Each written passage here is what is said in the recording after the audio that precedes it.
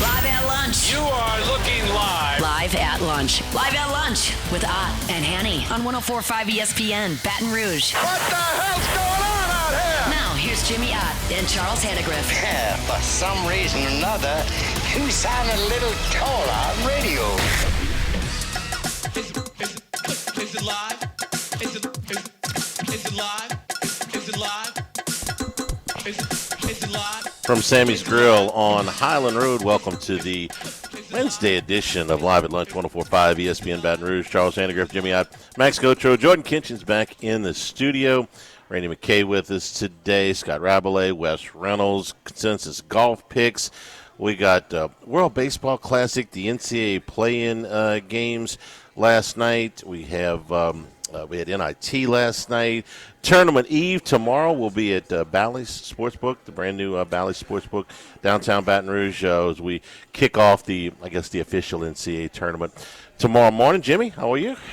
I'm just fine, just man. peachy, huh? It's just, I just think that this World Baseball Classic is just such a nice compliment to what else is going on. I mean, first four is, it's just kind of it's not even an appetizer; it's an hors d'oeuvre.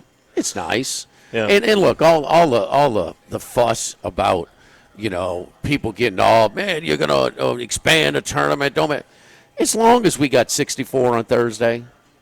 That's all. Who cares? I mean, really, who cares? Who cares if you double up, Tuesday and Wednesday? Who cares? Who cares if you triple it up? I mean, who cares if you quadruple it up? As long as we got 64 on Thursday, I'll be surprised if they don't fool with that. I think it's a lot about nothing. Well, you know what I compare it to? The people that complain about the minor bowl games, okay? As long as you have the playoff set, who cares if they have a – Well, the minor bowls were on the other TVs. That's the NIT. Yeah. And that right. is – and if you pay attention about how you handicap the minor bowls on who's more excited to play, who's going to be more excited to play, South Alabama or Auburn? Give me a break. And that spread was way out that's of a whack. Super Bowl. But you agree with me? As long as you get the playoff right for the national championship, whether they decide it's 12 or 14 or 16 or whatever in the future. Well, it's different, Charlie, because the first four, you're going into the real tournament. Okay, so it's different. I mean, but I'm talking about the people that are complaining about adding more games. Okay, well, don't watch. Okay, I mean, I like more games. I like games. I like to watch games. As long as there's, you cannot get to Thursday and have 64.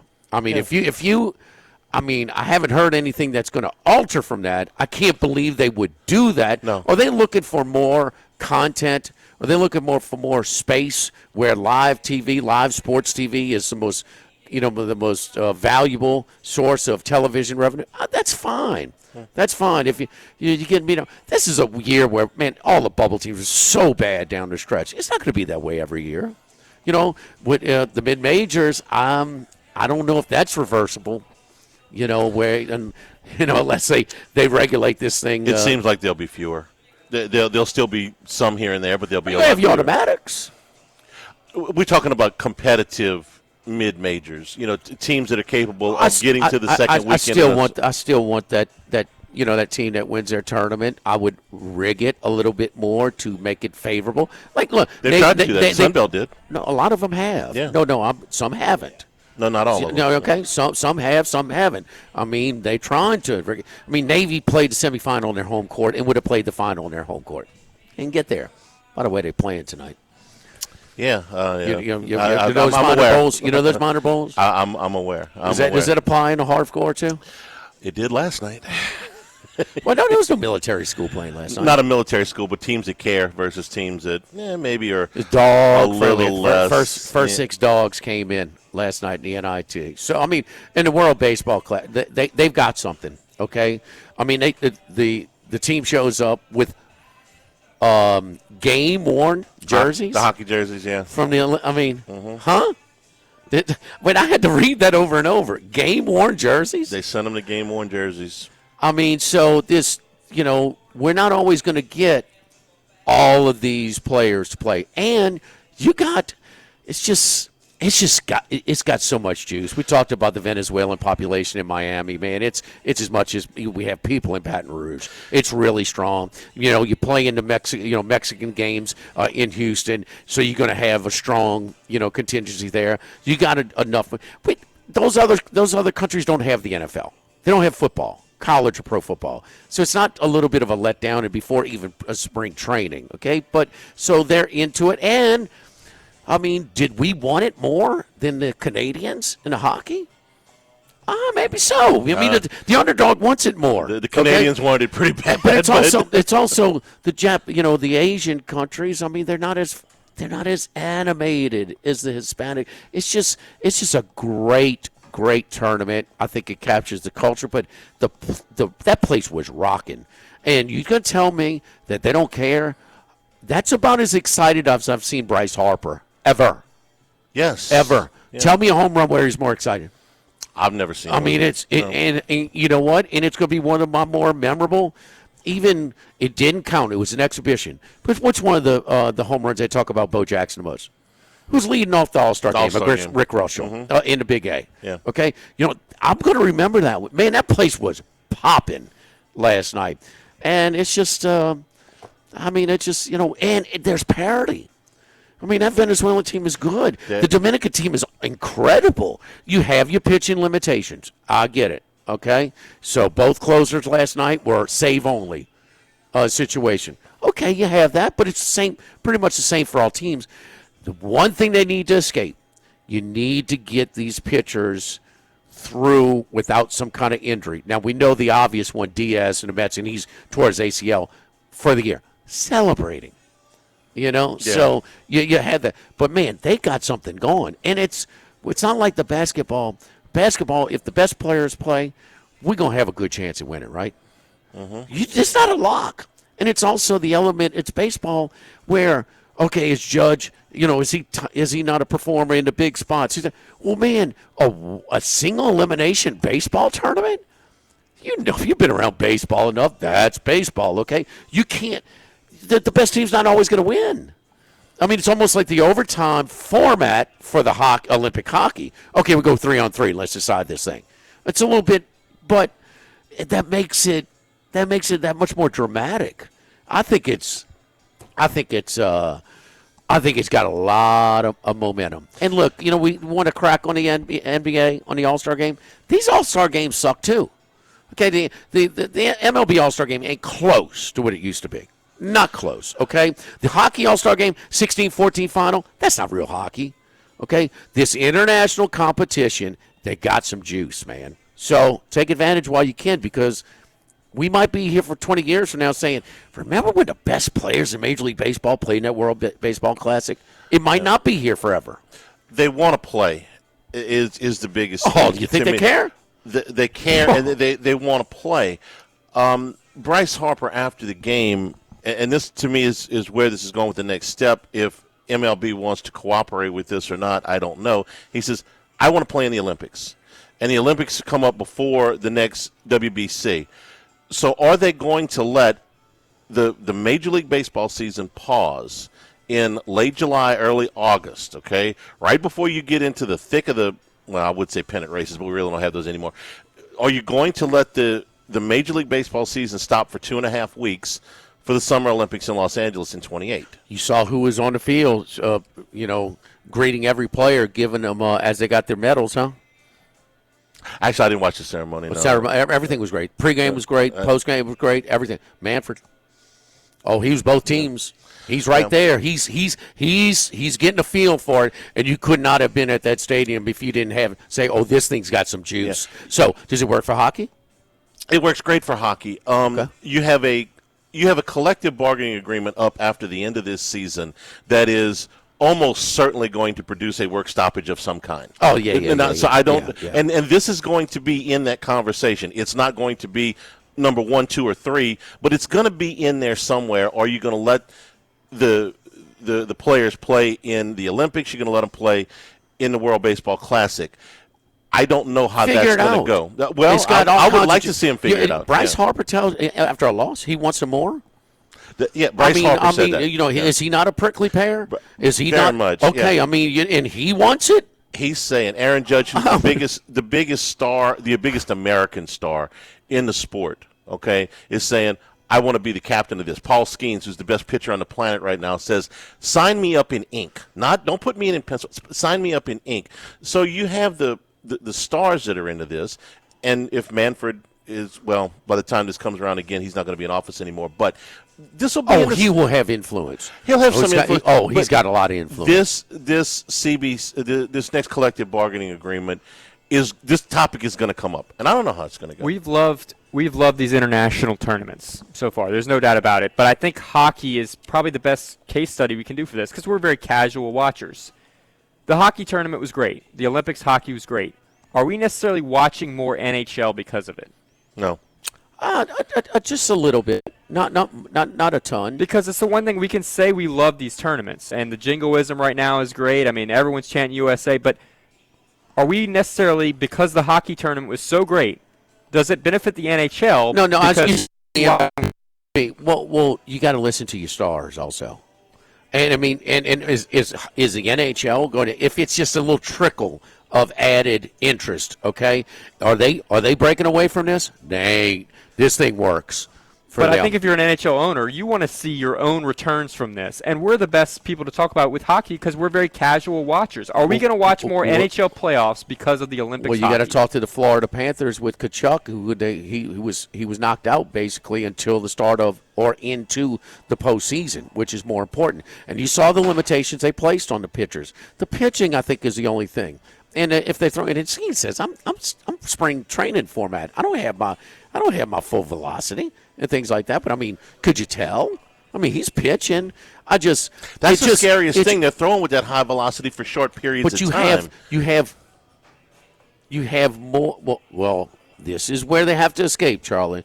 And if Paul Skeens breaks down in a month and a half, or this one breaks down, or your boy for the closer for Venezuela, I mean, then that's what they have to escape. If they're overexerting themselves more than they should be at this time, there's so, man, and that kind of like it's closer to hockey because Finland is good in hockey, right? Yeah. Sweden's good. Yep. Canada, obviously. I mean, the Russians are right there if they're eligible. I mean, the U.S. So I mean, you've got the same thing in baseball.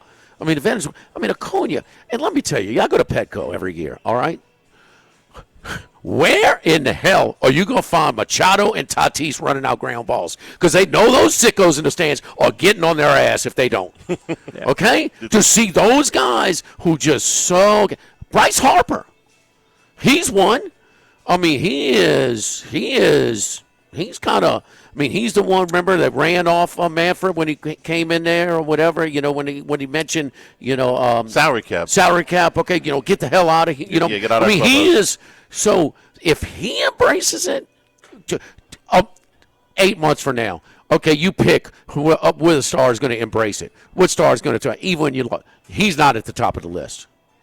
No, and if you got him convinced, if you got him on your side, man, that's a tough cookie to crack. I just think it's got so much, and it's got more parity. It's got more that compared to MLB.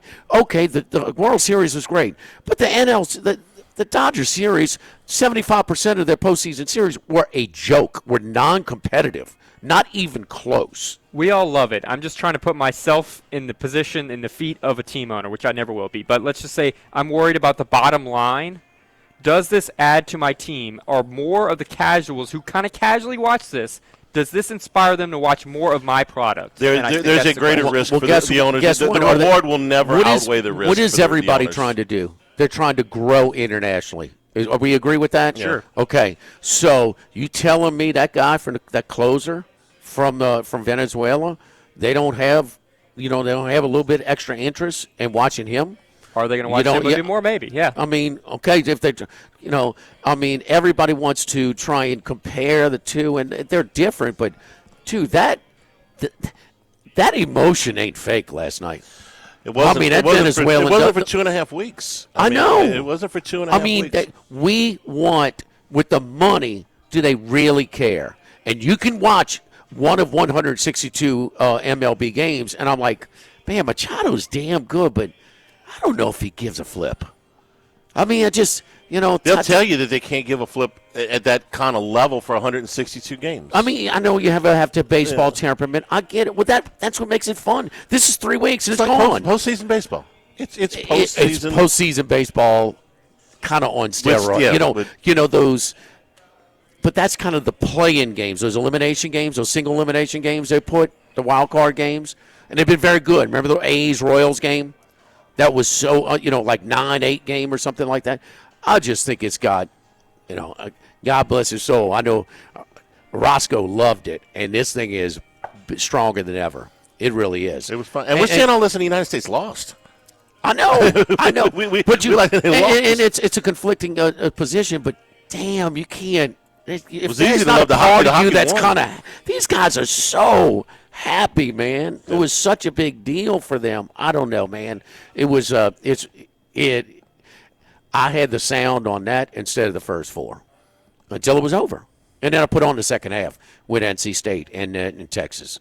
Not that we have any interest in those guys. We may have a little interest in one of those games. We're here at Sammy's on Highland Road. Crawfish season, Charlie. Yes, indeed. Yeah. Every day, Monday through Thursday, 5 p.m., we bring them out. Man, they are beautiful right now. So do a great job over here. They're clean. They're seasoned perfectly over here at Sammy's. And then Friday, Saturday, Sunday, it's noon on. So come on by and see us. Of course, the great thing about Sammy's forever used to be, man, that Tuesday special with the thin-cut fried pork chops with the red beans and rice and stuff like that.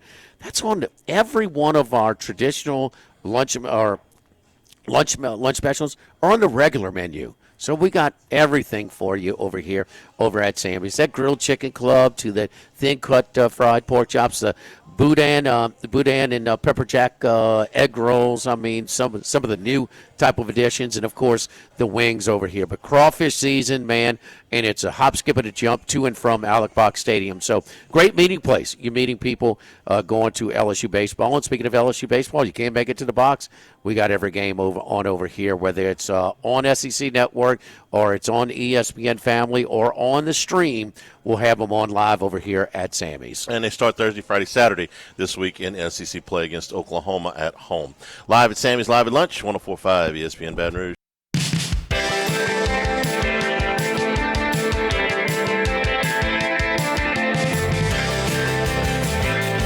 Live at lunch with Ott and Hanny. Live from Sammy's Grill on Highland Road on 104.5 ESPN Baton Rouge. Remember, the show's available on demand, 1045ESPN.com, LouisianaSports.net, Hannycast podcast on YouTube, on LSU Baseball, brought to you by Supreme Rice, celebrating 90 years in business here in 2026, supporting our Louisiana farmers. Go to SupremeRice.com. Playing game last night between Texas and NC State came down to the wire. Texas hits a contested shot with a second and a half, a little under a second and a half left to win it 68-66. The game is a little bit window dressing. We'll talk about it in a second. It was not very well played. Neither team shot the ball particularly well. There were a lot of turnovers, a lot of sloppy play, a lot of low IQ basketball stuff that went on in this game. But for LSU fans, the outcome was really all they were worried about was if NC State lost, would Will Wade, is he going to be the next coach at LSU? And, of course, I can't answer that today. What I'll tell you is this opens the door for the negotiations to begin in earnest, if there are any at all. For everybody that wants this done by the weekend, I can tell you that Wade has a clause in his contract that lowers his buyout on April the 1st by over $2 million. So you certainly got to take that into consideration. We've talked ad nauseum about whether he will come or whether whether LSU is going to do this or not. I'll just say this is unorthodox is a polite word. Screwed up is probably a little bit more apropos about how LSU is going about this. Because if you're trying to fix your basketball program and you have a coach that has put the record that Matt McMahon has put out, you say, well, you know what? Coach McMahon, thank you for your service. We appreciate your time here and your effort, but we're going to move in another direction. And then you go out and you try to hire a basketball coach. And if Wade is the best coach on your list, you say that's where we're starting, and we're willing to wait on him until whenever he's done with the tournament, whatever buyout and whatever. He's our guy. We're willing to wait. Does any of this sound familiar with what they did, I don't know, a few months ago when they said, hey, you know what, we got to get rid of this guy because we don't think he's going to be able to lead our program. And the number one guy we want's got some extenuating circumstances. You know what? His team's in a playoff. There's another team bidding. I mean, we're going to have to go to the mat for this guy. We're going to have to put our best offer out there, and we're going to have to fend off at least 2 other suitors. Well, they did that, and they got their guy. What they didn't say was, you know what? We're gonna wait and see if we can get our guy, and if we can't, we're just going to stick with the guy we've got. And that's what they're doing in basketball. And I appreciate the president, the head of the board of supervisors are big Will Wade fans, and I am too, okay, despite what happened last night. But do you want to fix the basketball program, or do you just want to go get Will Wade? And maybe both of those things could happen simultaneously, and that would be great. But the idea that, well, we'll see if we can get Wade. And if we can't, we'll just stick with the guy we've got. To me, like I said, unorthodox at best, screwed up at worst. I don't know if he's coming or not. I know that the clause in the contract is over $2 million, and that's 2 weeks from today, which is going to seem like an eternity. Well, he's the best fit right now for everything that's going on. Is finances involved in college athletics right now? Absolutely. Okay. Are the finances, the situation at LSU? Who has a combined more of a budget with men's football? I mean, football, women's basketball, and baseball. Throw gymnastics in there too. I mean, who has that budget? Nobody. Okay, so it's not a money tree. We got a little oil. We don't have Texas oil here, and so the finances are a little bit of they're a factor, are they not? Well, they are, Jimmy. But if you got the money to go get Will Wade, you got the money to go out and get another coach if he tells you no. Yes, but does the other coach have the built-in support? No, he doesn't. Does it? No, he doesn't. Okay, absolutely. well, that's you got to start. Well, it is, but you got to start over. Okay, I'm saying, yes. Do I want Will Wade back here? Yes. Do you have the money to hire him? Well, if you're going to make him an offer, apparently you do. And if you don't, well, then you're saying, well, then nobody else is worth the money out there. We'll just stick with Matt McMahon. That's flawed thinking to me. Okay, yeah, it's going to suck to have to start over and bring in a coach that's got to go meet all the boosters and raise his own money and do all that stuff. But I know what's going to happen if they stick around with this guy another year. You're going to have another crappy schedule. You're going to have another subpar recruiting class. You're going to have another terrible basketball season. I'm trying to avoid that. I'd like to build in the direction of something else. So if they got the money for Wade, great, go get him. If not, I would go get somebody else. But that's not apparently what they're doing. I mean, you agree? That's a utopian view, but it's not realistic. Hiring another coach? Charlie, they're trying to tell you they don't have the money to hire just the next flavor of the St. Louis coach, who's Well, the next coach is not going to have the built-in support. The next coach is not going to stimulate of the excitement level in the fan base immediately. Not right away. No. And the flavor of the month might be better than Will Wade long term. I don't know if the flavor of the month is better than Will Wade, but I want to see if he's better than Matt McMahon. Who isn't? Well, that's kind of my damn point. it. I mean, really, how much do you need to see? That's kind of my point, Jimmy. Okay, I get it, but don't forget our friends at Legacy Title. Chad Reynolds, Legacy Title for all your real estate closings, 296-0060, full-service title company, servicing all of South Louisiana. Ashley Donald, Adrian Galata, Michael Platt, Marion Haynes, Natalie and Bradford Smith. Buying, building, refinancing. Nobody choose but you. Choose Chad Reynolds and Legacy Title. You got Tom Moore to spiel. I mean, I don't know what to add to it, but I want a Louisville basketball budget too. It's not realistic. I get that, okay? But another coach wouldn't have. Another coach has a chance. Has a chance, yeah. Has a chance. And you have to start over. But you would not have the head start, the kick start. Charlie, McMahon drove this thing into the dirt.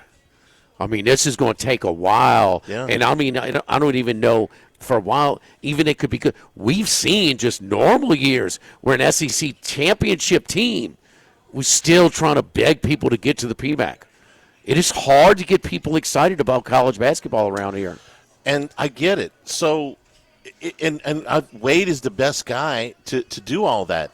But if you can't get Will Wade, do you just throw your hands up in the air and say, well, okay, well, we tried to get him. We couldn't get him. So nobody else can lead LSU basketball. I mean, is that what they're saying? Anybody can lead the LSU basketball besides Matt McMahon. Yeah. So that's kind of what I'm saying. If they hadn't gotten Lane Kiffin, they would have gone and hired another football coach, right? Because they decided the guy here couldn't get the job done. And the guy here can't get the job done, so you go get the next best guy. Imagine level if you brought in your number 2. It would have been less, but it would have been more than Brian Kelly. Would Eli Drinkwitz had more excitement next year than Brian Kelly? Anybody would have. Okay. Well, that's kind of Brian Kelly. Brian Kelly's. Are we going to compare Kelly and McMahon? My God, no, Charlie. Actually, well, you kind of are. Well, I'm putting Kelly had 10,000 times more success than McMahon, and they never considered keeping him. Now you're going to keep McMahon and say, well, we'll ride it out another year to save, 2% of our budget.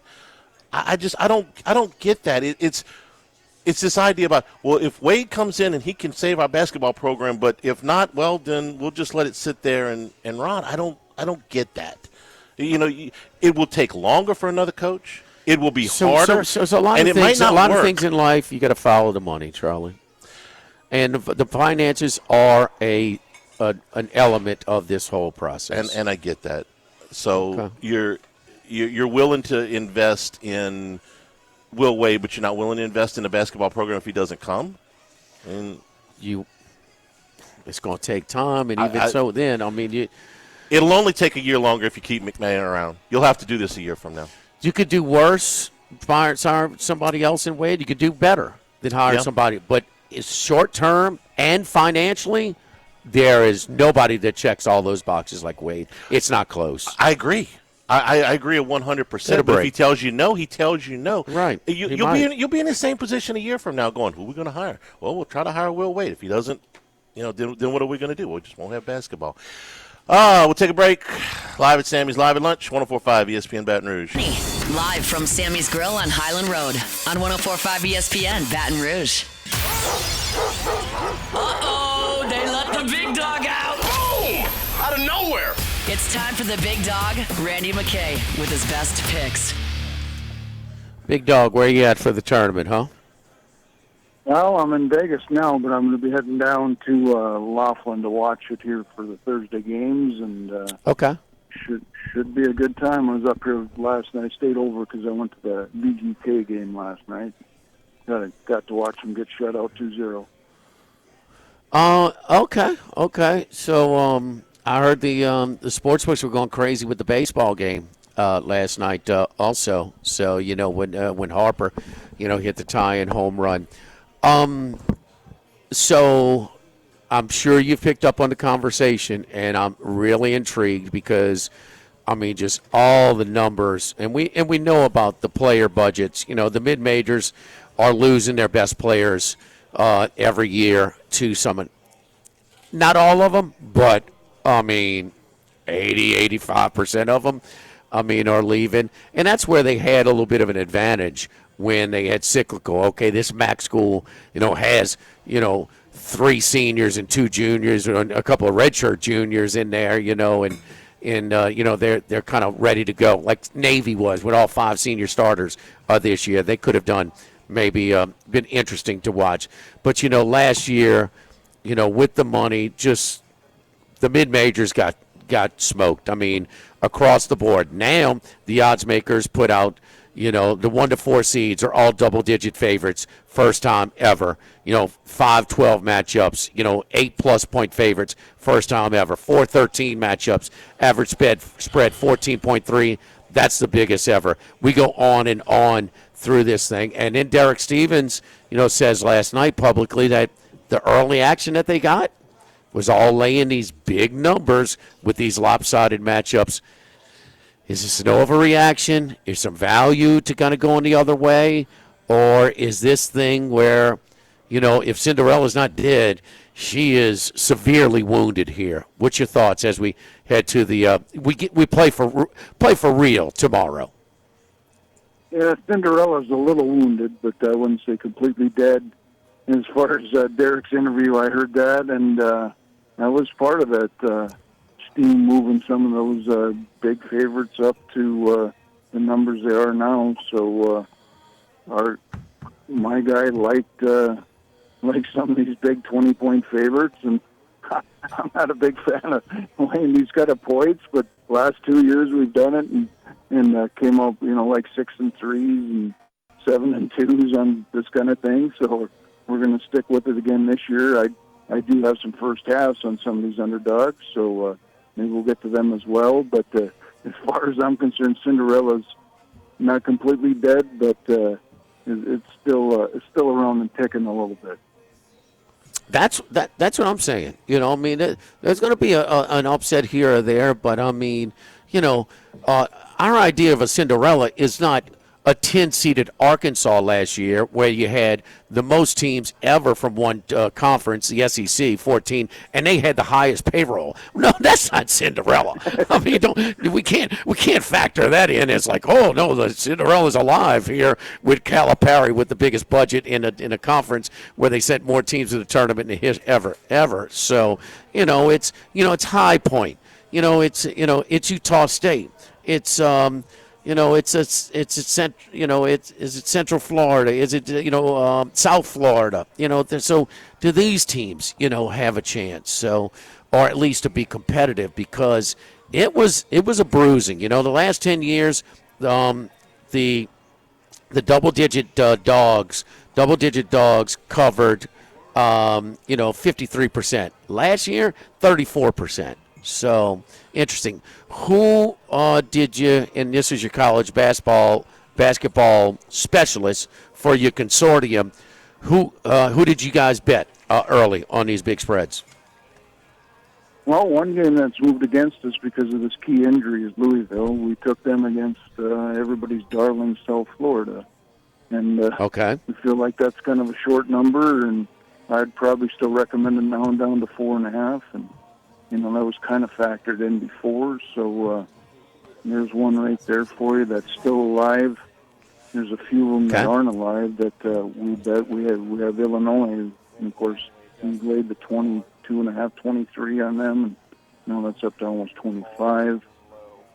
Houston, we have them as well, 23, and that one moved up. One that hasn't moved is UConn. We laid the 20.5 with them, and so far, no movement there, really. And maybe everybody's upset pick this year. You're talking about high payroll, Kentucky, Cinderella, Kentucky.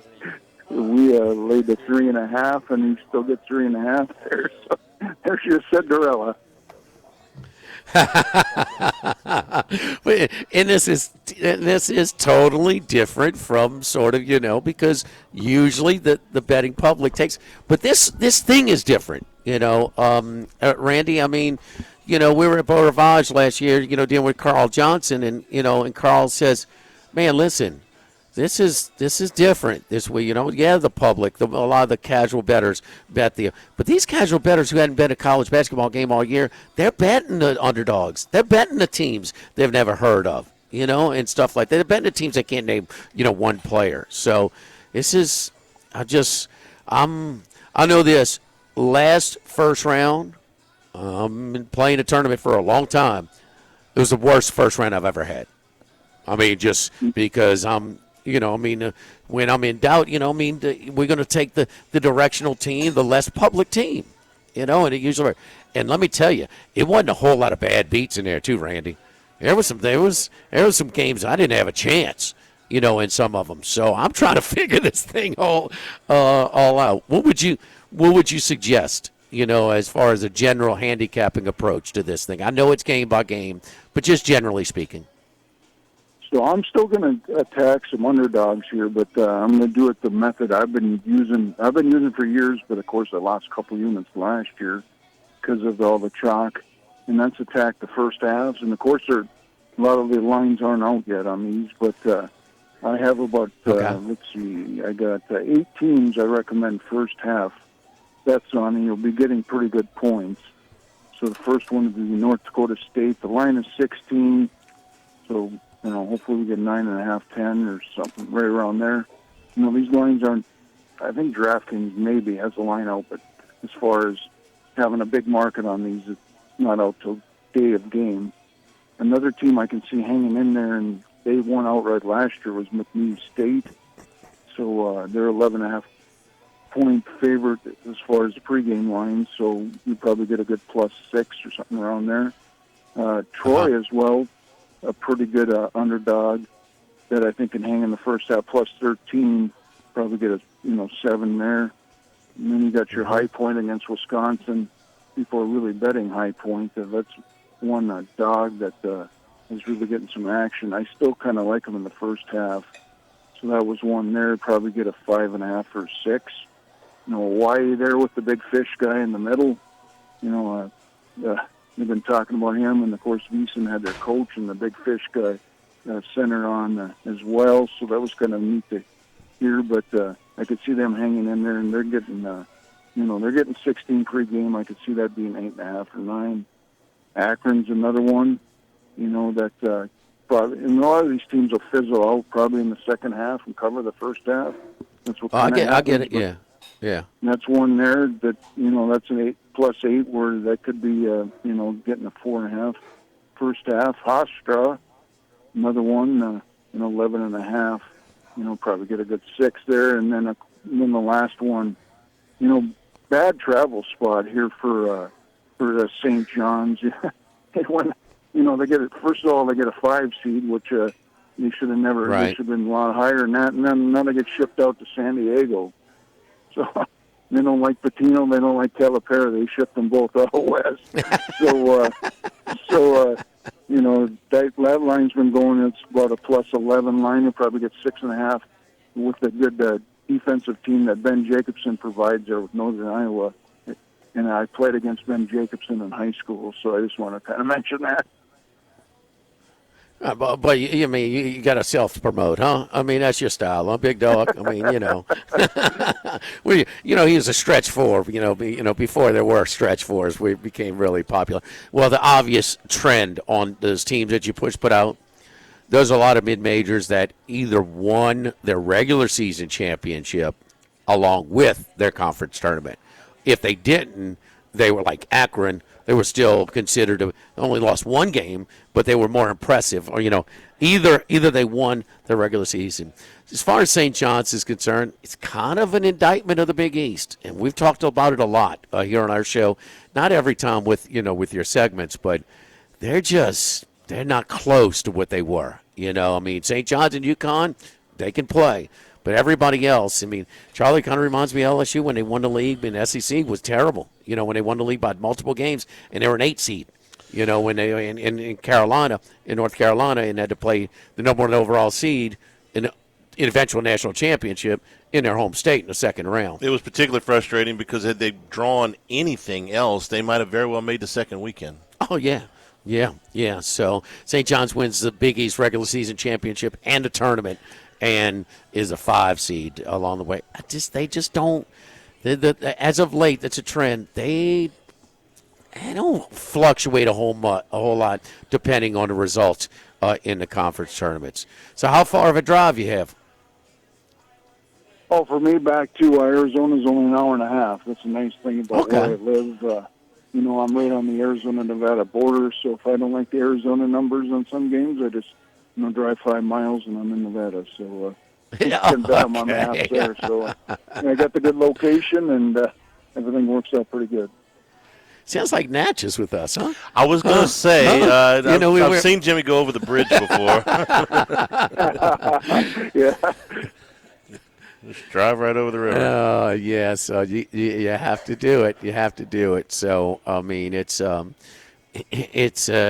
So how do you think this thing's going to play out? Usually, Randy, when there's still things in place to have, the haves have lopsided advantages over the have-nots, but usually when these things are adjusted like that, aren't we going to see close to 50-50 ATS numbers, you think, maybe in these first 32 games of Thursday and Friday?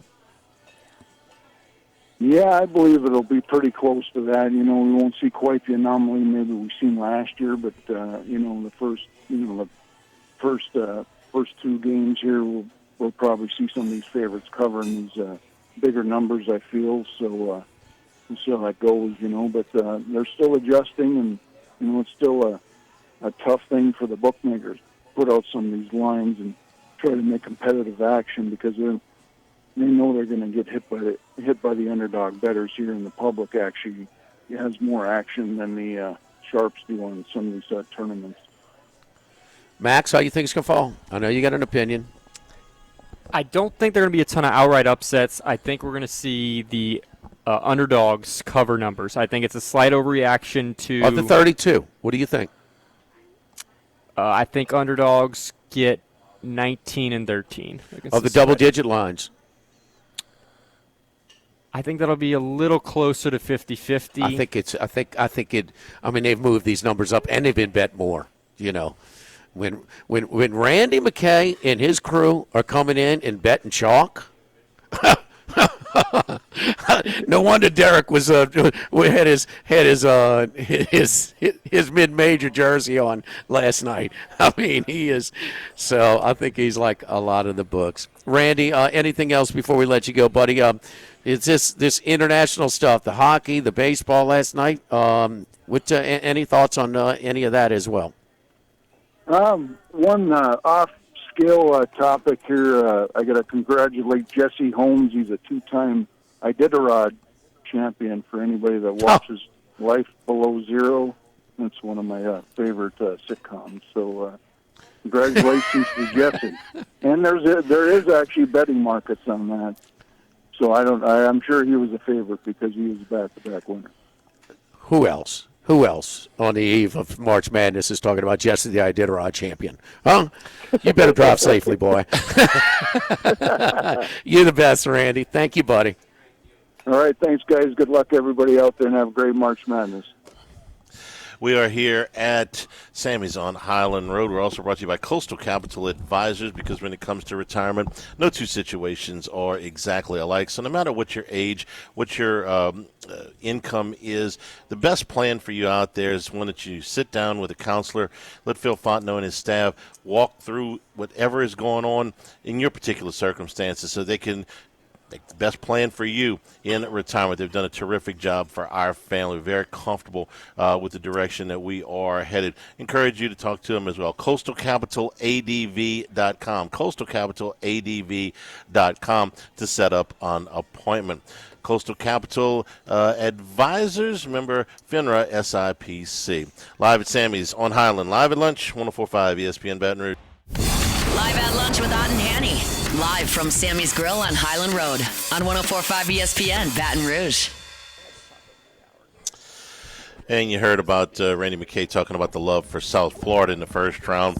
Louisville star freshman Mikael Brown has been ruled out of this game officially now, with his status in doubt also for a second-round game if possible. Brown averaged 18.2 points, 4.7 assists a game this season, had a 45 point. You remember the game against NC State, he had 45 points in that game. Projected lottery pick, and he will miss the game against South Florida and potentially their second game Clemson as well. or NC State, he played half that game, and then that's where he started sitting out. I don't remember where he started sitting out. I know he had 45 against NC State. Live at Sammy's on Highland, live at lunch, 104.5 ESPN Baton Rouge.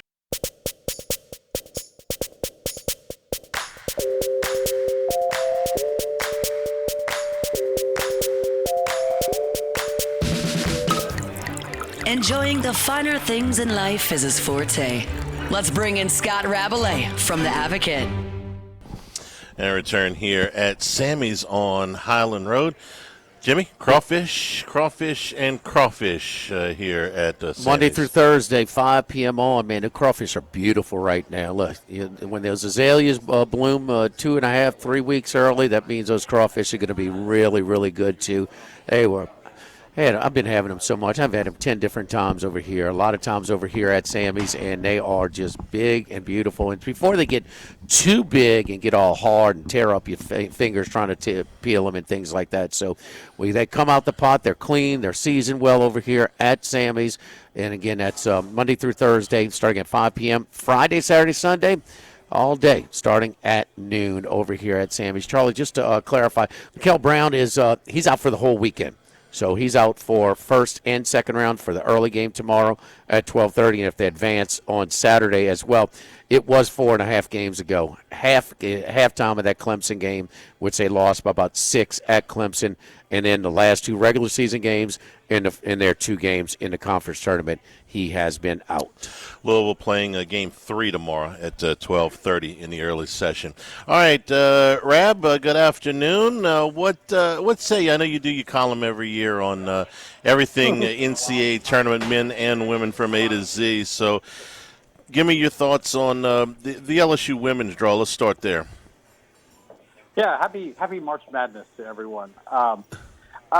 It's a fairly tough regional. Like to understand, the NCAA tries to use an S curve, but it's supposed to follow an S curve for seeding teams. The best one gets to play the lowest 2 and stuff like that. It didn't quite work out that way because South Carolina and Texas are 1 seeds, and they don't want to put a team as highly regarded as LSU or Vanderbilt, who are both 2s in their regional. So LSU gets UCLA. That's tough. I mean, UCLA, I think, should have been the number 1 overall seed. They had 18 quad 1 wins. And I'll say once again, as I've been saying a lot lately, UConn's conference is a joke. I know a 25-win team from their conference is coming to Baton Rouge, Villanova, to play Texas Tech on Friday. But I think that's the only 2 teams in the Big East women who are in the tournament. Their conference is terrible. UCLA had a much tougher go of it. But anyway, they have 1 loss and UConn doesn't, and UConn's name, that's the UConn name, and that got the number 1 overall seed. So LSU's paired with the UCLA again. Texas Tech, good team, kind of a surprising team. They were picked to finish lower in their conference, but that's who LSU will probably play in the second round. Jacksonville, that's a walkover. I mean, they got a 99% chance of winning that game. They're a 49.5-point favorite, guys. Don't you love these women's tournaments lines on these games? Yes, exactly. And then, of course, in the semifinals, they could face Duke again, the regional semifinals, or Baylor. Baylor is going to Durham, and they would have to upset Duke on their home court for a chance to be. But so I'm rooting for the story, obviously. Regional semifinal between LSU and Baylor with the whole Kim Mulkey factor. I'm sure she's rooting for the opposite, but it's pretty tough regional. I think the 4 seed is kind of weak. Minnesota. I think Ole Miss, which is going to Minneapolis, is a 5. He's gonna beat them and wind up playing UCLA in the Sweet 16. So it's a fairly tough regional, but they were going to get a tough draw. Like I said, they're going to wind up in UCLA's regional or UConn's regional because of South Carolina and Texas being 1s. So that's what they got, and it was pretty predictable. On the men's side, NC State loses last night. LSU losing out a week ago in the SEC tournament. They have been mum on what their future is. The consensus seems to be they'll make a run at Will Wade. If they get him, great. If they don't, they'll run it back with McMahon. Do you feel that is correct, or do you feel like there's something else maybe afoot? I mean, what did we talk about a week ago? You asked me, is he going to be the coach a week from now? And I said probably not. But it's gotten to every day that goes by would seem to be, conventional wisdom says that's better for Matt McMahon. That our TJ Brown analyzed the whole situation as we've talked about at length on your show together. Everybody knows all the particulars and everything about why they might keep him. It would probably be a financial decision. That said, you can take I don't want to say conspiratorial view, but you can take the opposite view that Will Wade's buyout apparently goes down from $5 million to $3 million on April 1st. LSU did not want to be seen as, after all the flack they got about hiring Lane Kiffin before the college football playoff, they didn't want to be seen as hiring Will Wade while his team's still in the NCAA tournament. So you're done there.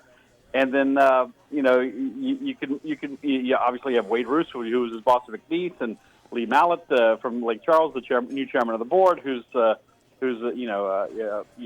we believe is a Will Wade booster, and the governor probably would want him back.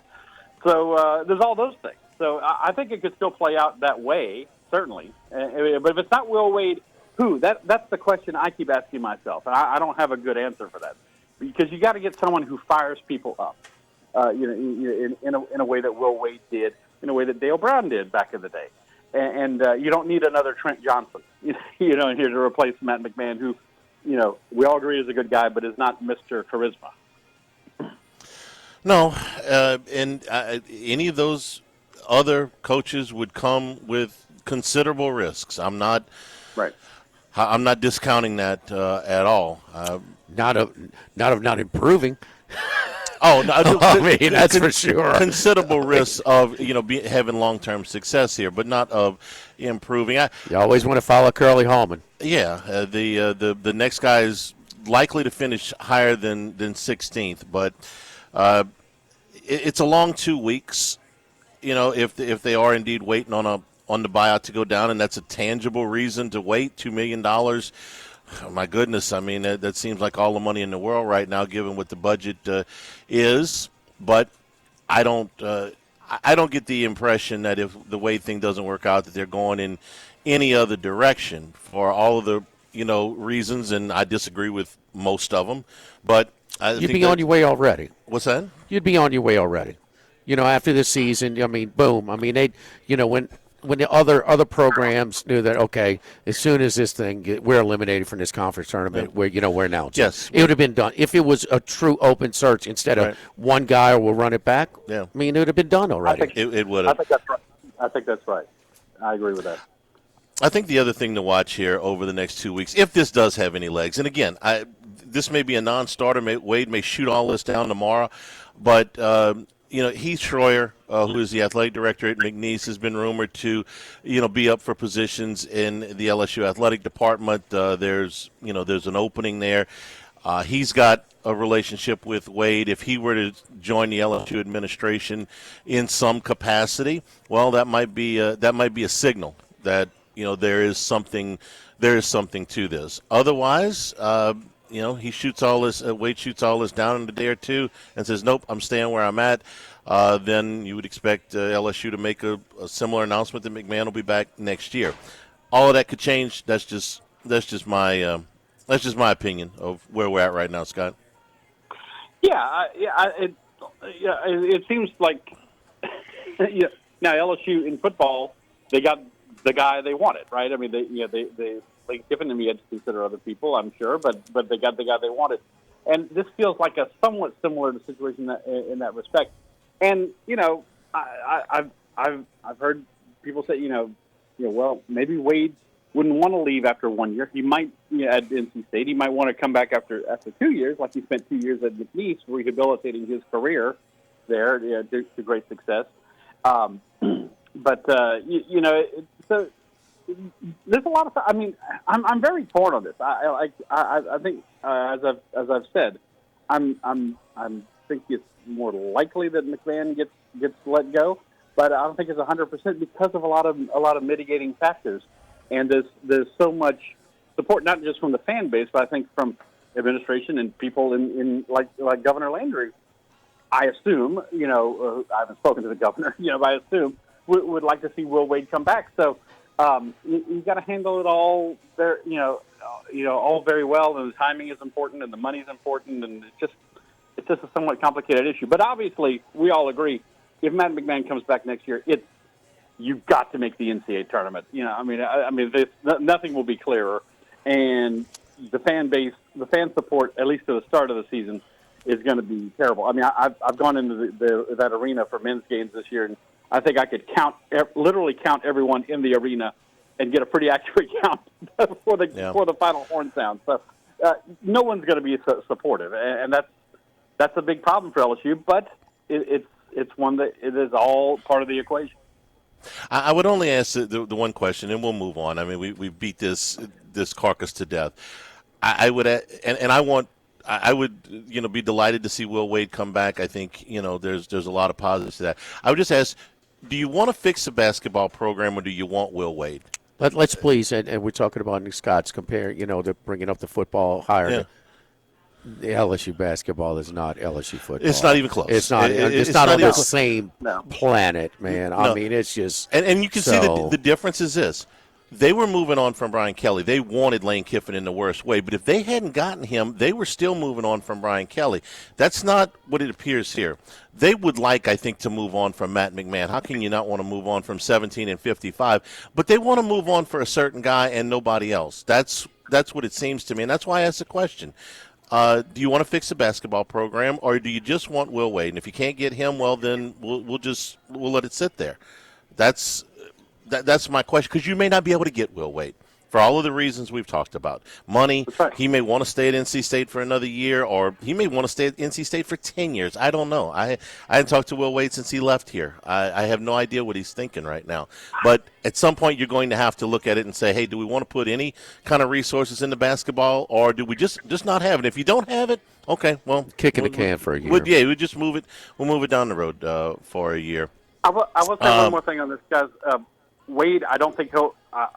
I've heard doesn't hold any ill will to LSU for firing him. That he feels like they did what they had to do under the circumstances at the time. Obviously, the landscape of college basketball has changed, and I think he really liked it here.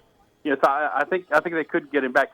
Are you running a risk though? If and a risk, quote unquote, if Matt McMahon gets his act together and they stay healthy next year and they make it to the NCAA tournament, maybe even win a game. If that happens, then fantastic. I would love to root. I got nothing against Matt McMahon. I really don't. And I'm not going to use the NG moniker because it's just been beat to death. But yes, I would love to root for him. Okay, he would be very easy to root for if he were winning, if he were hustling money and hustling roster. But I see a guy who doesn't schedule anybody, who doesn't raise any money, who's a lackluster recruiter, and a poor defensive coach, at least from what we've seen the last 2 years.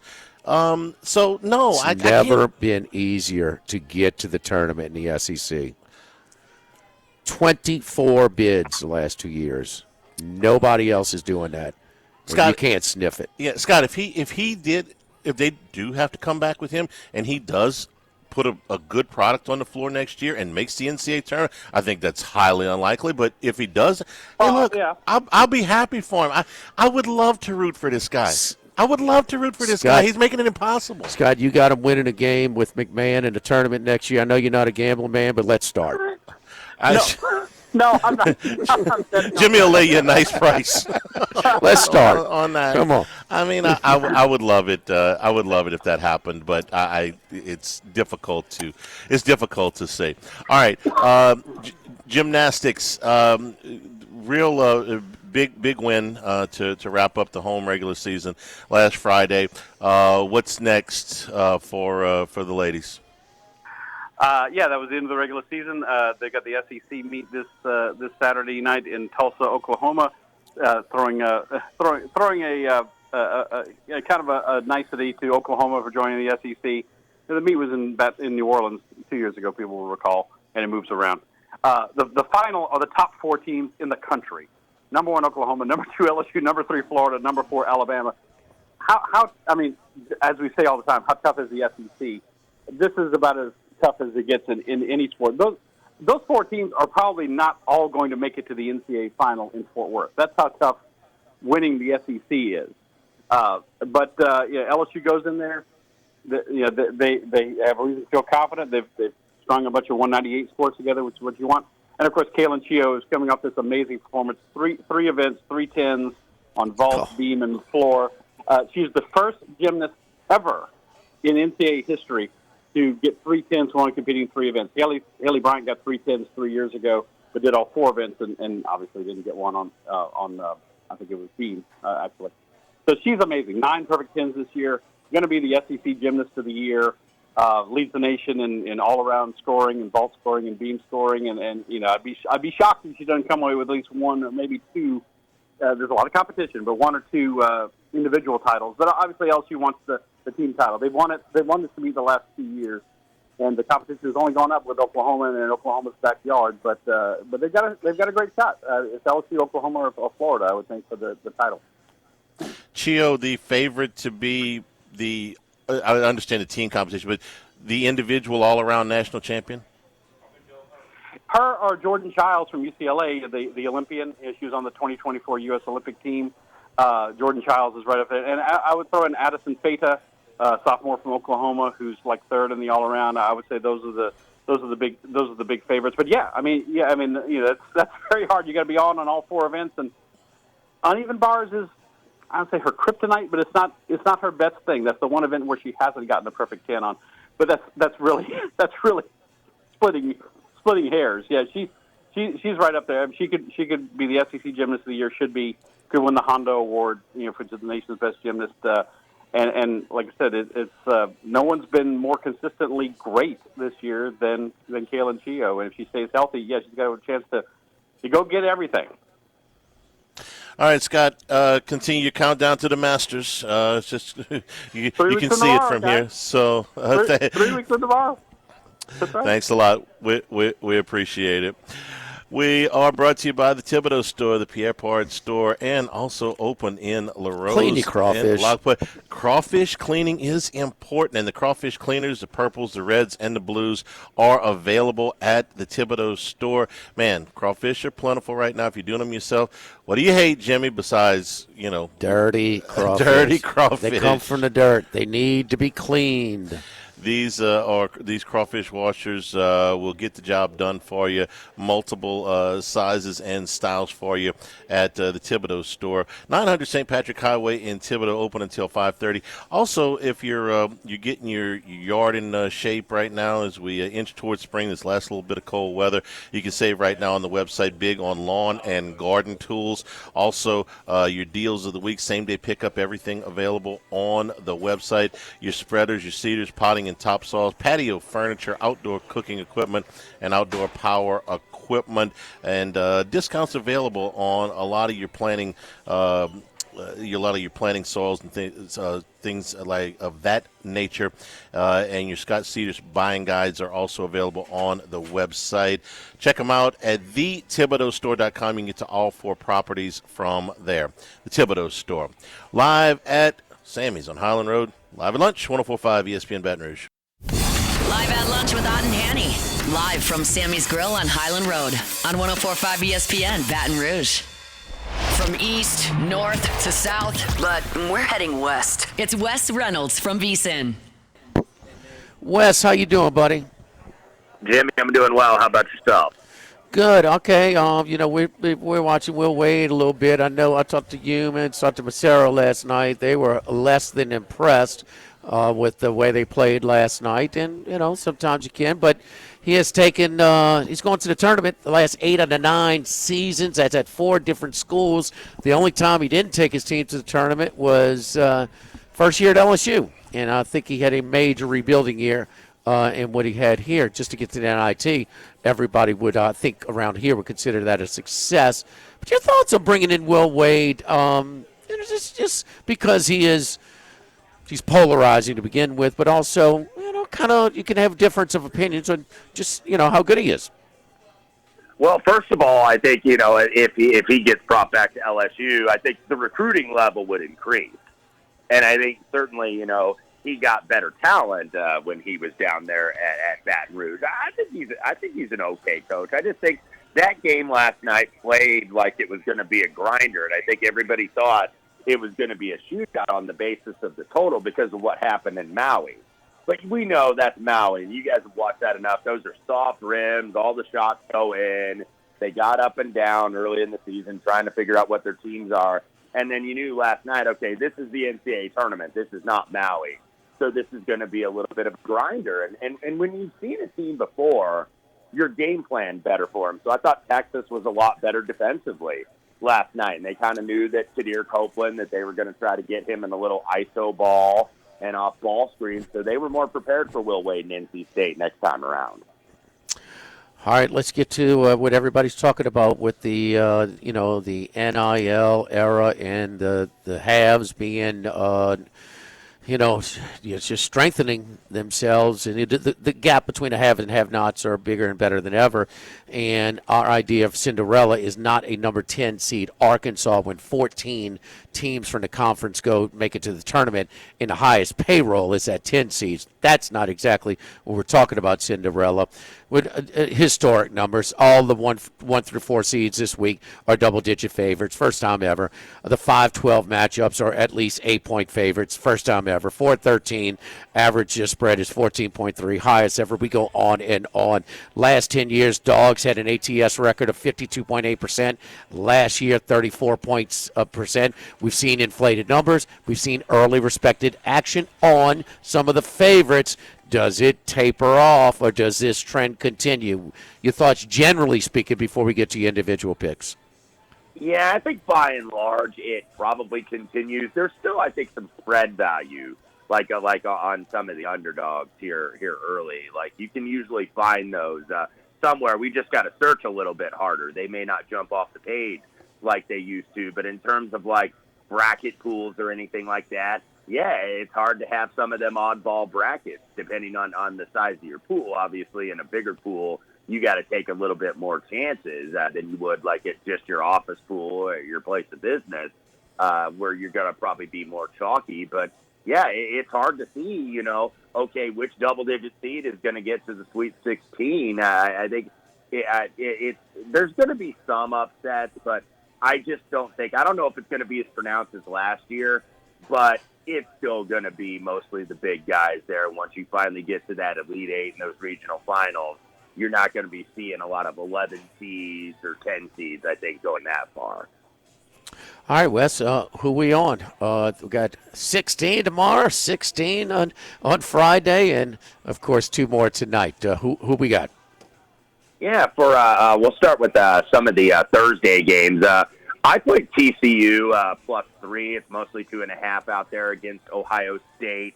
Ohio State, of course, one of the hotter teams at the end of the season. They're one of the few teams that I think actually played their way into the tournament. And, they've gotten hot, but now they're going against a team that I think is very good defensively that's going to take away a lot of those Bruce Thornton high ball screens and head those screens and try to get that ball out of his hands. TCU very good defensively, and some nice high-profile wins in the non-conference for Jamie Dixon's guys. So I did take TCU tomorrow. I am going to wait a little bit. I am going to probably be on Texas. I always play that one team that wins in Dayton, not in the 16 versus 16, but one of those 11 seeds usually is going to win in that first round, and I think it could be Texas getting 2.5 against BYU because of the fact that they've already played a game where their tournament lives were at stake. They've already played an elimination game, even though it's the first 4 game. So I did go ahead and play that. Also for a total here, we've got some high totals actually here in the first round. I think maybe the committee wanted some high-scoring games, and I think they're going to get them in some of these. I think a way to play it in the High Point Wisconsin game is to probably play Wisconsin and their team total over like 86.5, 87. High Point, a very high-tempo team. And Wisconsin, look, this is not the old days with Bo Ryan and Dick Bennett. Like, they're getting up and down the floor and spreading it out and shooting a bunch of threes. And I think they're going to put it on High Point, who, by the way, has not played a team in the Ken Pom Top 100 all season. So they're going to get a dose of reality here. And then Friday games, I played Northern Iowa plus 10.5. There's still some 10 out there at some places. St. John's is getting a lot of hype here. And rightfully so, they swept the Big East regular season in the non-conference, conference tournament. But they can go through some scoring drops a little bit. And if you've watched Northern Iowa, they can slow that tempo to a crawl and really reduce possession. So lower scoring game, I think those points are at a premium. So I like UNI. I think they're going to give St. John's a real tussle here. Perhaps have a chance to pull the outright upset at the end. So I did play some Northern Iowa in that one. Northern Iowa, yes, indeed. They will grind it out. There's no doubt about that. And I guess another tempo matchup will be speedy, not so speedy tempo for the Hofstra team as well. Congratulations. All right, we got Cam Young in, so our first outright of the season. That works out to 40 plus to 1 range. So you kind of, you outdid Max had he had Fitzpatrick as outright. So yeah, congrats, Wes. So Really rub it in all you want, Wes, on Max. I had him too, so I was actually hoping my partner Kelly Bidlin on long shots on VSiN also had Fitzpatrick. So I'm hoping we get that home, but had him surrounded last week. Thought we were maybe going to get Ludwig, and then he really fell apart on the back nine on Sunday. Before we get to your picks, do you shy away from him? Because he should be winning more than he is. Well, he deals with it with a lot of other young players. I think it's hard to win out there, and Okay. it's hard to finish. He's still a young player. I still think he's really talented. He's hitting the ball great. So, no, I'm not going to necessarily shy away from him for a while because you get veteran players. Look, how long has it been since Patrick Cantlay has won? It's been almost close to 3 years. It was a couple years for Morikawa. So you just get that. It's hard to win out there. And I think, and especially when you had Scotty Scheffler going on his run and, Rory's going to win a few. So, there's not a lot of spots to win out there necessarily for these guys. Xander Schauffele, Matt Fitzpatrick are Schauffele the favorite in this. Fitzpatrick second choice, Hovland third for the Valspar. Who we looking at? Yeah, actually, I withdrew this morning, so you've seen a little bit of odds change at the top. I think we might get a Brooks week this week, guys. Brooks Koepka, who I played, and he's anywhere around 25-ish to 1, I think now. He's been fighting that putter for basically 2 years, but the irons are sharp. He's third on approach. He's 5th tee to green. Now that he's back on the tour, that's kind of died down a little bit, leaving Live, coming back home. And he's 13th and 9th in his last 2 events. So I think he's starting to maybe put it all together a little bit, and this could be the week. Sahith Theegala in the mid about 35-ish to 1 range. Went without a top 10 all of last year due to those injuries, the neck and the oblique. Now he's already got 3 here in 2026. This guy was almost a top 10 player in the world at the end of 2024. He's starting to put it together. Nikolai Højgaard keeps putting it together. He's just Mr. Consistency. No weakness in his game. I looked at all the stats off the tee, approach, around the greens, scrambling, putting. He was near the top of the list on all of those. Trying to get that Masters invite, too. He's 47th in the world golf ranking. He's got to be in the top 50. One more good finish, I think, is gonna certainly seal that up. A couple guys that are mid-range guys that are popular this week, but there's a reason why.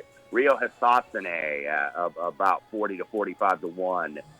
Red hot form, runner-up at the Farmers, top 10 at Phoenix, top 10 at Pebble, 13th last week at the Players, 61st now in the official world golf ranking. So he's got 2 weeks. This week at the Valspar, and then next week at Houston to get in that top 50. He was 4th here, by the way, last year. Austin Smotherman, 55 to 1. He's been the first-round leader or the co-first-round leader in 2 of the last 3 weeks, including the Players last week. Ended up T13, was runner-up at the Cognizant at PGA National, 8th at the American Express, number 1 on strokes gained approach on the PGA Tour this season. So he's a far better and confident player now than he's been the last 2 years here, where he kind of just had, finishes in the top 20s, top 30s range here this year. I think he's going to contend. And then one bomb here, David Ford, 125 to 1, who is PGA Tour U, played his golf at North Carolina. And the 2 PGA Tour U guys before him, Ludwig and Michael Thorbjornsen, were in the final pairing last Sunday at the Players. So certainly you notice that. He just wants a better fate in terms of how they finished.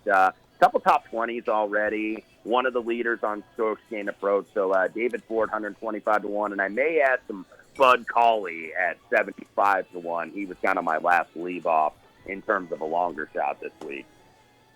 Wes, I'm on a couple of those as well. One question, I know Austin Smotherman, his wife is due on Monday. Any thoughts on maybe looking at first-round leader for him? He's already had 2 first-round leads at this point this year. I know you're not giving out first-round leader picks, but is there consideration, considering how well he's playing, of putting him first-round leader and just in case he has to withdraw or something to leave for a birth of a child? We getting on minus 120 on them inducing labor or something? We get a discount or something? All bases are covered here. It might have to be. I just actually noticed that this morning, kind of scrolling around. I was like, oh, wait a minute. Like his wife is apparently due. is what they were saying. I was like, okay, well, I've already played him. I mean, I've had a lot of those this year, by the way, with guys withdrawing. Of course, Rory at the API, Colin Morikawa. Like last week started horribly and ended well. Morikawa, one hole, and then all of a sudden your one and done's gone, your outright's gone, your top 10 or top 20, whatever you played, is gone. So, it's par for the course. I'm guessing he's probably going to withdraw, and that's just going to be a loss for me, and hopefully he can get it somewhere else. We all had Morikawa, and we got to avoid on that through DraftKings. So I mean, I know it's they don't have to, but they did give a refund on that one. Kind of after withdrawing after one hole, that was a tough one to overcome. So any more labor? That's all I know. Questions on pregnancy? Okay. I mean, Wes is our planned pregnancy, expert here. So you cover it all, Wes. Golf handicapper, basketball handicapper, you name it. Happy March Madness, Wes. We appreciate it. On X at Wes Reynolds 1. Good luck to you this weekend. You bet, guys. Thank you. Don't forget our friends at Go Chevrolet. Go Chevrolet in Laplace. And you know where I got my vehicle. I don't just talk about the great vehicles from Go Chevrolet. I got my vehicle from Go Chevrolet. My buddy Lee Carney and his partner Nick Richard with the Go Automobile Dealership family. Of course, Go Chrysler Dodge Jeep Ram in Laplace. Go West Side in in Plaquemine. I said Laplace. But Go Chevrolet in Laplace. Go Chrysler Dodge Jeep Ram in Plaquemine, as well as Go Westside. And the latest addition to our Go Automobile Dealership family, Go in Waveland, Mississippi. So, man, you can check out the new vehicles, the pre-owned vehicles, great selection of trucks, Silverados, the Colorados. I mean, you can get approved with credit right online at our website at GoChevrolet.com. It's easy. Check out our certified pre-owned vehicles, and if you don't have the inventory, exactly what you're looking for, we'll use our nationwide resources to track down exactly what you are looking for. You can check out the value of your trade-in as well on their website at GoChevrolet.com. I don't just talk about the vehicles again from the Go Automobile Dealership family. The Chevy Tahoe I got comes from Go Chevrolet. Live at Sammy's on Highland, live at lunch, 104.5 ESPN Baton Rouge.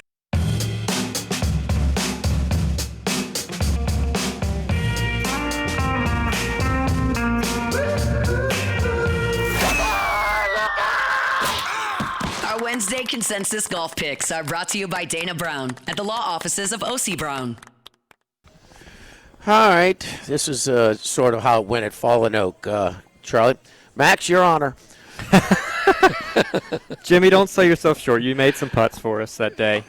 Let's go. Valspar Championship, one of my favorite events. It's a little bit low-key, but they've got a decent field this year, and It's you got to kind of plot your way around this golf course. It's less than driver. They've got 5 par 3s, which is pretty rare, and a lot of them are pretty long. So that's one of the things I'm looking at. And I'm going to start my card with Victor Hovland, the defending champion, who's plus 1950 here at DraftKings. One note with what you heard from Wes about Akshay Bhatia withdrawing today, you're actually going to get good odds right now. They still haven't readjusted their lines as if Bhatia is still in the field. And he was 20-1. So when he gets dropped from their prices, you're going to see, some negative drift in some of these markets. So I'd get on Victor Hovland right now, plus 1950. But he is second in the field in par 3s of over 200 yards. And that's something you're going to see 4 of this week. He's the defending champion. He had missed 3 cuts in a row before he won here last year. So I think he's rounding in form. He's got back-to-back 13th place finishes. And I think he's got something going except for his driver, but he's not going to have to use his driver that much, and he's just going to have to find the fairway, which I think he can do well enough. So Victor Hovland, plus 1950. I rarely take guys to go back-to-back, but I think he can defend his title, perhaps with a victory this week at the Valspar. Jordan Spieth, 30-1. Another guy who has not won in a long time. You heard Wes talk about that, but it's been 4 years, I believe, now since he's won on the PGA Tour. But he's rounding the form a little bit, playing a little bit better as of late. Top 40 finishes in his last 3 starts. And the Players, he finished 32nd. That might not sound that good, but that's his 3rd best finish ever in his career at the Players. He's really struggled over the years at Sawgrass. Not somebody who drives the ball all that well, but he's going to have less than driver quite a bit, and is hitting his irons pretty magnificently. Also having a resurgence with his putter this year. A former winner here back in 2015. He's got some good finishes here in the past, so Jordan Spieth 30-1. Maybe he gets back in the winner's circle this week. Sahith Theegala, you heard the case for him from Wes Reynolds earlier. Another guy who sprays it off the tee. Kind of a similar game to Jordan Spieth in that he can be quite erratic. He can find the trouble, but when he's able to tee down a little bit on some of these less than driver courses, positional golf courses like Heritage, where you just put the ball in play, avoid the trees, he plays well at those golf courses. And a longer iron player is one of his strengths. He is very good from that 175 to 200-yard range with his irons, and also good on those long par threes. So Sahith Theegala, not somebody I play a whole lot, but I could see him getting a big win this week at Innisbrook. Sahith Theegala 36-1. And then a couple bombs to go along with it. David Ford 140-1. You heard Wes mention him. Just a great iron player. I don't know if he has the putting for this golf course, but maybe it pops off. Putting can kind of just show up from time to time, and he's got a 16th place finish at the Puerto Rico a couple of weeks ago, but just a good enough iron player to where I think he can contend this week. And then Zach Blair, another iron player, 210-1 for Zach Blair. Not a long hitter off the tee, so he might be hitting driver on all these holes, but he's actually able to catch up to the field a little bit for his lack of distance.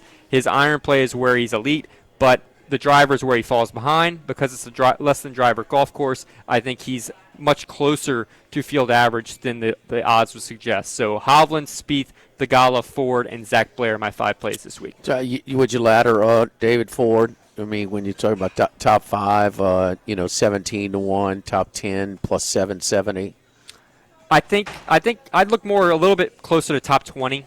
You can go top 10 and get a little greedy, but especially with this is a top 20 pick. This is not an outright. No. I've got him outright at 140-1, David Ford. But I would just, if you're considering that, when you're playing a longer shot like that, you probably want to conserve it just if they're in position. It's not like they're going to win all that many times, but I wouldn't hate David Ford at 20, top 20. Say you're betting $50 on the outrights normally. You wouldn't break it up in 10, all the way down to top 5, 10, 20? Not particularly. No. I would just pick one of those placements, top 10 or top 20. Maybe you can do top 40, but I tend to do with these longer shots. Swing it for the fences, Charlie.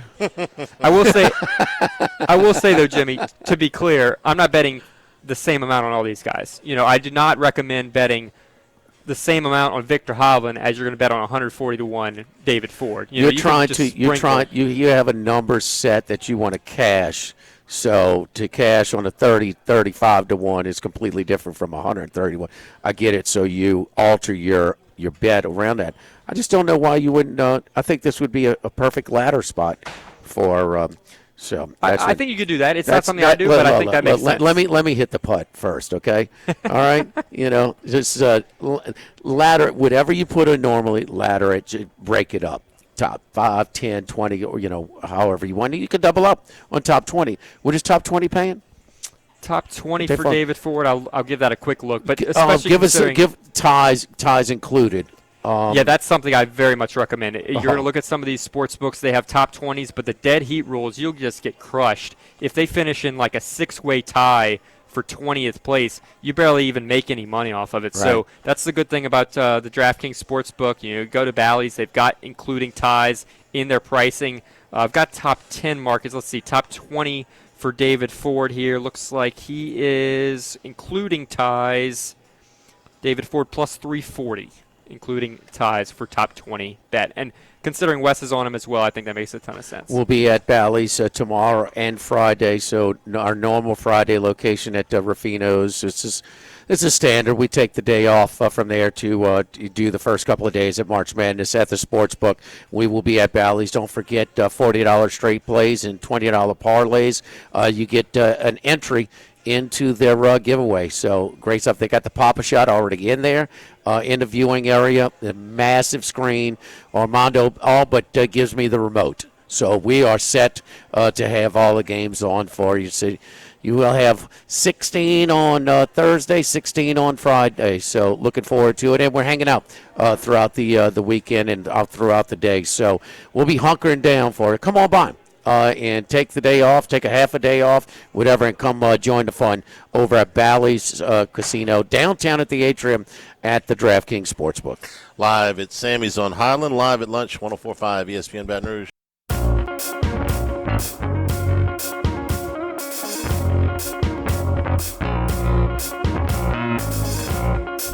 Live at lunch with Ott and Hanny. Live from Sammy's Grill on Highland Road on 104.5 ESPN Baton Rouge. Back here at Sammy's Live at lunch. You ready for a little March Madness, I Charlie? am really ready. I am can't too. wait for tomorrow. I We am were talking too. about how early we're going to get in there tomorrow and hunker down. But we got a few games left before we get there. First 4 games tonight, Prairie View and Lehigh, Miami, and SMU. The SWAC has won a bunch of these When's the last games. time you've seen the 16 first 4 was so much better played than the 11s? Oh, in the 11s? I can't really think, but last night absolutely was. The second game was very poorly played. So Miami, and that's not your typical Will Wade team either. I mean, the kid, abuse. When we were breaking it down yesterday, I said this is a team that could shoot. They got a little bit more explosion than what he's had, but they don't get after a defended rebound. They were being out rebounded 20-2 to start the game. Well, 20-2. We talked about the big Lithuanian was a he was a factor. He was a real problem. He was I know, but Charlie, this is. It wasn't just him. Those It wasn't McNeese just him. teams last year, some of them LSU teams like Emmett Williams and having them Yeah. dogs like that. No, you're not getting. I don't care who you got. 20-2 on the boards. This is the biggest spread ever for an 11 versus 11 matchup with Miami, Ohio. We know about their weak resume, but they, and part of it that pressure was kind of off. They exhaled a little bit against UMass, or maybe they just kind of caught up with them. You play with fire long enough, you could get burned eventually after being 8-0 in those 50-50 games. They'll be in Ohio. They'll have the crowd there. We know that. But SMU, it's kind of like at NC State, and I've been saying this for weeks. They have really slid into this tournament. And if the bubble wasn't so soft, NC State or SMU might be at home, not even included in this first 4. If the season was a week longer, I think both of them would have missed. Like more games This would not have bubble done. was just more games would have done historically them bad. any good. You got a SWAC team in there tonight. SWAC teams have won this first 4 games 5 times. That Howard, Bruce Marshall did a great job of tipping us off on that. Yeah. That was a much better team than we've seen. Howard was good, and Prairie View and Lehigh tonight. Prairie View catching 3.5.